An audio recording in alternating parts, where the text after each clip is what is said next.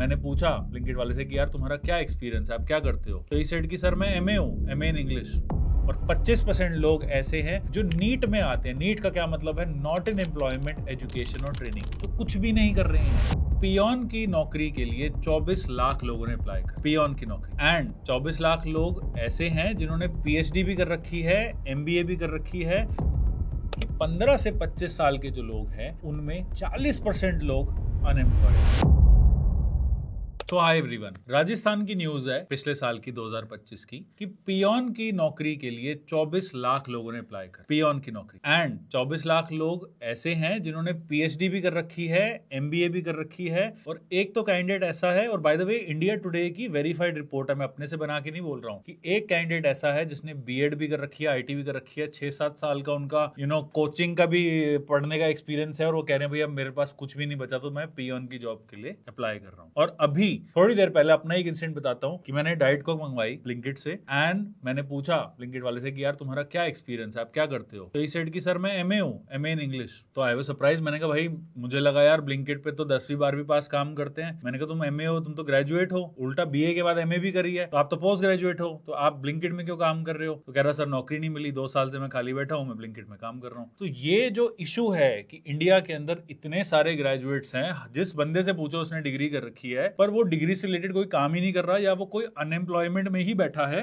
तो ऐसा क्यों हो रहा है? आज का टॉपिक है कि why India has so many degrees but so few jobs. ये हो क्या रहा है? आज हम इन सारी चीजों की बात करेंगे और बहुत सारा डेटा आपके पास लेके आए हैं जिससे हमें पता चलेगा मे बी इशू क्या हो रहे हैं। तो सबसे पहली बात कि इंडिया में डिग्रीज बहुत है, और मैं आपको डेटा बताता हूं सबसे पहले, सबसे जरूरी, कि जो हायर एजुकेशन एनरोलमेंट है, मतलब हायर एजुकेशन 12th के बाद जो आप पढ़ते हो, वो 2014-15 के अंदर थे 3.5 करोड़ लोग अप्रॉक्स, एंड वो 2021-22 में हो गए 4.33 करोड़। और 21-22 तक का ही डेटा है, उससे ज्यादा का डेटा हमें मिला ही नहीं। पर आज के टाइम में अगर हम एस्टिमेट देखें तो अप्रोक्सीमेटली 5 करोड़ लोग हैं जो हायर एजुकेशन में इंडिया में पढ़ रहे हैं। 5 करोड़ तो ऑस्ट्रेलिया की पॉपुलेशन ही 2 करोड़ है, तो 5 करोड़ लोग हमारे पास हायर एजुकेशन में पढ़ रहे हैं, और ये मिनिस्ट्री ऑफ एजुकेशन की रिपोर्ट है, ये वहां का सोर्स है। दूसरी बात, जो हमारे हायर एजुकेशन के इंस्टीट्यूट्स हैं, जैसे कॉलेजेस हो गए आपके या यूनिवर्सिटीज हो गई, वो 2014-15 में थे 50,000, और वो 2025 जून में 70,000 की फिगर हमारे पास आई है, जो 36% इंक्रीज है।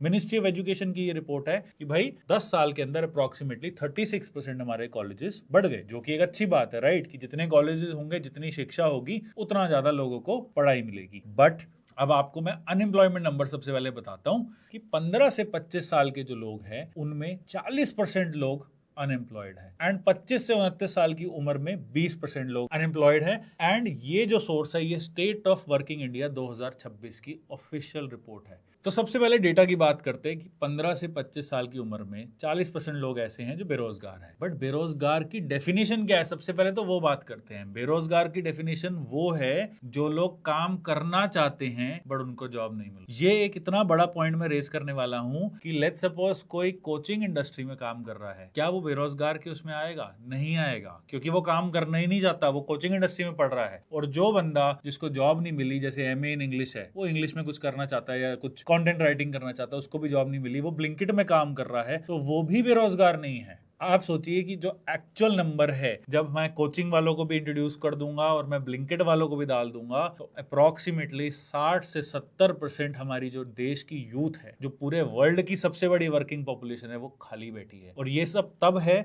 जब 36% हमारे कॉलेजेस का नंबर बढ़ चुका है। एक और रिपोर्ट है Mercer India graduate skill index की, जिसके अंदर वो रिपोर्ट कहती है कि इंडिया में सिर्फ 42.6% ग्रेजुएट ऐसे हैं जो एम्प्लॉयबल है। एम्प्लॉयबल का क्या मतलब है वो भी जानिए कि लेट्स सपोज मेरे को एक जॉब में जाना है जिसके अंदर मैं वीडियो एडिटिंग जानता हूं। मैंने लेट्स सपोज कोई कोर्स करा है किसी कॉलेज से मार्केटिंग का, जहां मैंने वीडियो एडिटिंग करी है। अब वो 100 वीडियो एडिटर्स में से सिर्फ 42% ऐसे हैं जिन्हें एक्चुअली कुछ आता है, जो काम करने लायक है, उसको कहते हैं एम्प्लॉयबिलिटी। बाकी लोगों को कुछ आता ही नहीं। तो सिर्फ 40% ऐसे हैं जिनको कुछ ना कुछ स्किल आती है। और इंडिया स्किल रिपोर्ट, जो इंडिया की ऑफिशियल रिपोर्ट है 2025 की, वो कहती है कि सिर्फ 54% ऐसे हैं जिनको कुछ ना कुछ एम्प्लॉयबिलिटी उनके अंदर है, अदरवाइज बाकी 50% जो है कुछ भी नहीं आता। अब ऐसा हो क्यों रहा है? ये इशू है कि प्रैक्टिकल ट्रेनिंग सिस्टम हमारे देश में नहीं है। और इसके तो नंबर सुन के आप बिल्कुल ही हिल जाओगे कि सिर्फ 5% इंडियंस 15 साल से 29 साल की उम्र में उन्हें फॉर्मल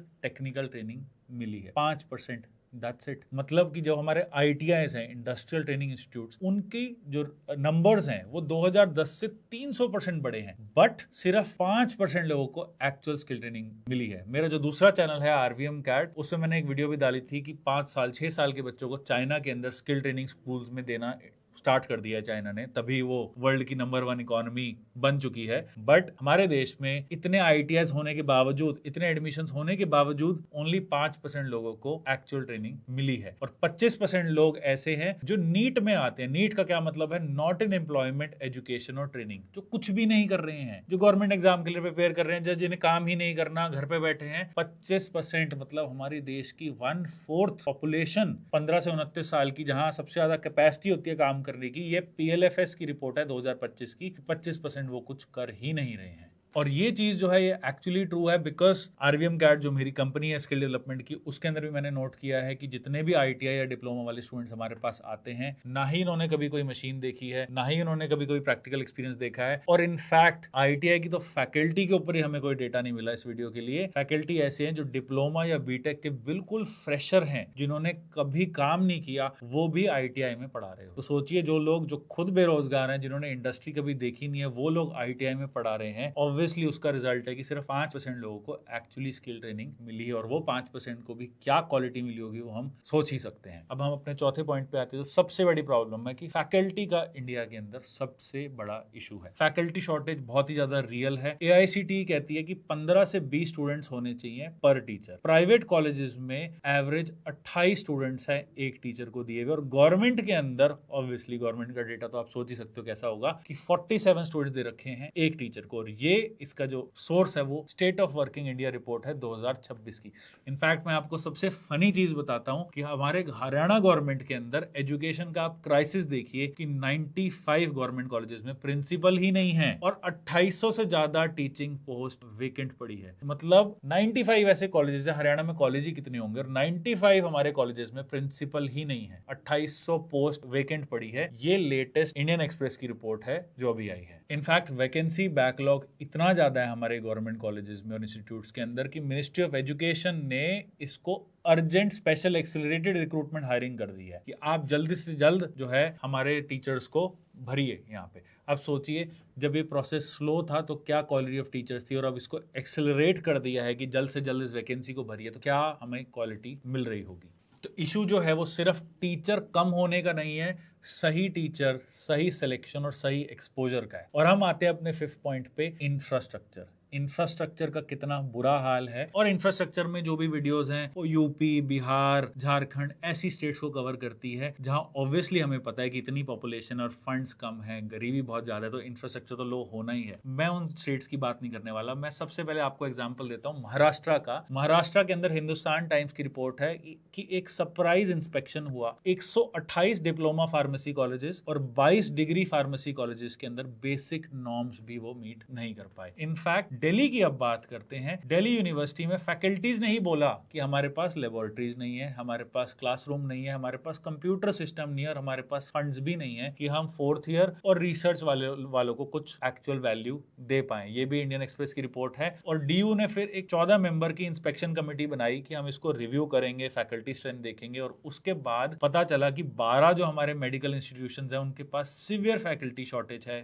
फॉल्टी इक्विपमेंट है, रिपेयर्स में बहुत ज्यादा डिले है, इंफ्रास्ट्रक्चर इश्यूज है। और ये इश्यूज आते हैं, मैं खुद एक स्किल डेवलपमेंट कंपनी हैंडल करता हूं, तो मुझे पता है कि इंफ्रास्ट्रक्चर इश्यूज, फैकल्टी इश्यूज के लिए 24 घंटे आपको 24/7 एक टीम रखनी पड़ती है, जो ऑब्वियसली आप एक्सपेक्ट नहीं कर सकते कि हमारी गवर्नमेंट उसको ढंग से कर पाएगी। और यही हो रहा है जिस वजह से क्वालिटी इतनी ज्यादा खराब है। इनफैक्ट पॉलिटेक्निक्स के अंदर मैंने खुद देखा है, बहुत सारे पॉलिटेक्निक्स में मैं विजिट करता हूं, कि हमारी जो मशीन्स है, लेथ मशीन जो है वो जंग खा रही होती है। हमारे पॉलिटेक्निक्स के अंदर बेसिक CNC VMC जैसे मैन्युफैक्चरिंग में जो मशीन चाहिए होती है वो फंक्शनल ही नहीं होती, और होती है तो कभी स्टूडेंट्स को हाथ भी नहीं लगाने देते। और बहुत सारे इंस्टीट्यूट्स ऐसे हैं जिनके अंदर ये मशीन्स है भी, पर कितना उनको एक्सपीरियंस मिलता है। मैं अपना खुद का एक्सपीरियंस बताता हूँ कि मैं बिट्स पिलानी कॉलेज से मैं ग्रेजुएट हुआ हूँ, जहाँ पे करोड़ों रुपए की फंडिंग है, लाखों रुपए की फीस है, और हमारी मैकेनिकल इंजीनियरिंग में भी हमें मशीन्स को टच तक करने नहीं दिया। जो एक्चुअल मशीन है जिस पे आप, जैसे एक वीएमसी मशीन होती है 5 एक्सिस की, 70-80 लाख की मशीन है जो बिट्स पिलानी के अंदर है, और हमें जो बीटेक के ग्रेजुएट्स हैं हमने कभी भी उस मशीन पे कभी कोई प्रैक्टिकल एक्सपोजर नहीं लिया। तो ये इशू क्यों है, ये कैसे हो रहा है,